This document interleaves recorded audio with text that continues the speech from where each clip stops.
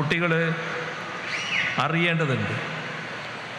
കുട്ടികൾ നേരിടുന്ന പ്രശ്നങ്ങൾ സമൂഹത്തിൽ നല്ലതു മാത്രമല്ല, നല്ലതല്ലാത്ത ചില കാര്യങ്ങളുമുണ്ട്. അവയെ എങ്ങനെ നേരിടണം എന്നതിനെക്കുറിച്ചുള്ള ബോധവൽക്കരണവും കുട്ടികൾക്ക് നൽകേണ്ടതുണ്ട്.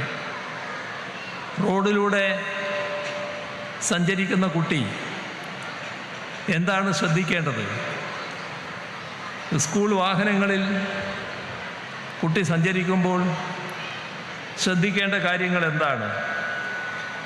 അതോടൊപ്പം നമ്മൾ ഓരോരുത്തരും വ്യക്തി ശുചിത്വത്തിൽ ശ്രദ്ധിക്കുമ്പോൾ തന്നെ പരിസര ശുചിത്വം അത് വളരെ പ്രധാനമാണ്.